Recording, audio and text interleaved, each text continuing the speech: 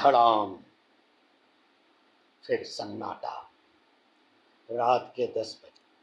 चारों ओर खूब सन्नाटा। शरीर सुन्न पड़ गया प्रतीत होता था। पीठ और कमर में तीव्र वेदना हो रही थी। दूर से किसी गाड़ी की हेडलाइट की रोशनी, फिर कुछ समीप आते कदमों की आहट, कुछ अस्पष्ट स्वर। लगता है कान भी काम नहीं कर रहे। कुछ सहारा देते हाथ, और पुनः एक वाक्य, उठिए, दरोगा जी बुला रहे हैं। न जाने मेरे शरीर में कहाँ से जान लौट आई। दरोगा शब्द सुनते ही वेदना लुप्त हो गई। मैं बोल पड़ा, कुछ नहीं हुआ है, हम ठीक हैं। तभी मेरी नज़र गोपाल पर पड़ी तो उस ठंड में भी मुझे पसीने आने लगे। गोपाल का मुख रक्त से सना हुआ था। हम तीनों में चंदन ही केवल घायल नहीं दिखा। हमें दरोगा जी की कार में बैठाया गया। पूछने पर कहा गया, कल आपकी मोटरसाइकिल थाना से ले लीजिएगा। आप लोग बहुत किस्मत वाले हैं कि बड़ा बाबू मंदिर आए थे, वरना आप जहाँ गिरे थे वहाँ बहुत छिनतई होता है। 2 गो डंटा ऊपर से मार के सब छीन लेता। हवलदार ने एहसान जताया। महुदा चलचित्र भवन के समीप एक छोटे से क्लिनिक में हमें डॉक्टर ने देखा और हमें चेहरा साफ करने के लिए सिनेमा घर के टॉयलेट में भेज दिया। हॉल के बाहर गब्बर सिंह की आवाज़ सुनाई पड़ रही थी। कितने आदमी थे? 3 सरदार।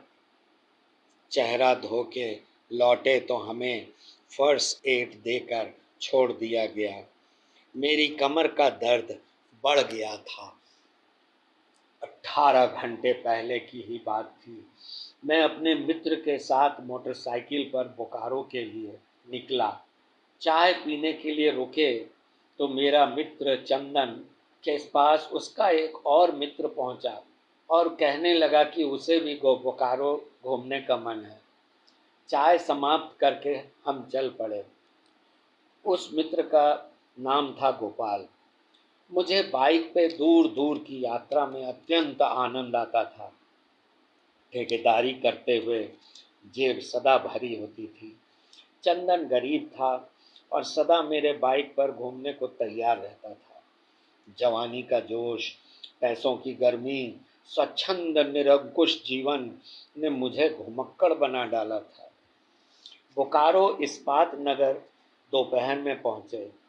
शहर में निरुद्देश्य घूमते हुए भूख लगी तो होटल में भोजन किया। विचार हुआ कि क्यों न मैटनी शो देखकर वापस की यात्रा की जाए। टिकट ली और घुस गए सिनेमा घर में। शाम 6:30 बजे चलचित्र समाप्ति के उपरांत बाहर निकले तो मूसलाधार बारिश हो रही थी। मैंने कहा कि लगता है ये बारिश रात भर होगी। अच्छा होगा आज किसी होटल में रुक जाते हैं।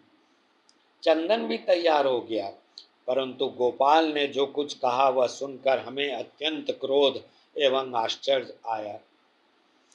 30 वर्ष की आयु का गोपाल बच्चों की तरह तुतला के बोल रहा था। हमें घर में बोल के हम नहीं आए हैं, बाबूजी गुस्साएंगे। 7:30 बज गए थे। जैसे तैसे वहाँ खड़े लोग अपने घर जा चुके थे। अधिक रात करना मूर्खता लगी। मैंने कहा, शर्ट उतार कर डिक्की में रखो और भीगते हुए गिरिडीह चलो। 80-90 की गति से अंधेरे को चीरती हुई मेरी बाइक बढ़ी तो कई स्थान पर जमा पानी दोनों ओर फव्वारे छोड़ रहा था। लड़कपन की चीत्कार और हंसी से सुनसान सड़क को जीवंत करते हम बढ़ चले। वर्षा रुकने का नाम ही नहीं ले रही थी। हम तरबतर हो गए थे। जूतों में भी पानी घुस गया था। हम ठंड से ठिठुर रहे थे, परंतु रुकने का अर्थ था और देर में गिरिडीह पहुंचना। छोटे छोटे गांव तेजी से पीछे छूट रहे थे। महुदा बाजार में कुछ चहल पहल थी। हम चलते रहे। आगे महुदा ब्रिज था। ब्रिज पर पहुंचते ही अचानक मोटरसाइकिल का पहिया बड़े से गड्ढे में घुसा। मैंने हड़बड़ाहट में फर्स्ट गियर डाला और क्लच छोड़ दिया। 90 की गति अचानक शून्य पर पहुंची, परंतु तब तक मोटरसाइकिल असंतुलित हो चुकी थी। धड़ाम, और फिर सन्नाटा। लगा कि अब सब कुछ समाप्त हो गया हो, परंतु कहीं ईश्वर हमारी मदद को खड़े थे, वरना हमारी यह लीला समाप्त हो जाती। तभी मेरे विचारों की श्रृंखला टूट गई जब मैंने एक सांवले रंग के अनजान व्यक्ति को देखा। वो हमें अपने घर में आराम करने का निमंत्रण दे रहा था। गोपाल, जिसे सर्वाधिक चोट लगी थी, कह रहा था कि आगंतुक उसके मामा हैं। उसी ने फोन करके बुलाया था और वो मारवाड़ी व्यापारी हैं। न चाहते हुए भी हमें उनका निमंत्रण स्वीकार करना पड़ा। परोसा गया शाकाहारी भोजन अत्यंत स्वादिष्ट था, परंतु चिंता, दर्द एवं थकावट ने हमारी भूख उड़ा दी थी। एक कमरे में 3 चारपाई लगी थी। हम सो गए, परंतु मैं सो नहीं पा रहा था। पीठ और कमर में काफी दर्द था। रात कई बार उठकर देखा कि कहीं गोपाल ऊपर तो नहीं पहुंच गया। रात्रि की तकलीफ और निराशा प्रातः की पहली किरण के साथ कम होती प्रतीत हुई। मैंने गोपाल के मामा से निवेदन किया तो उन्होंने एक नाला बैठाने वाले को बुला दिया। मालिश के उपरांत एक तौलिए से कसकर मेरी कमर बांध दी गई। जब कुछ राहत महसूस हुई तो हमने कोतवाली का रुख किया।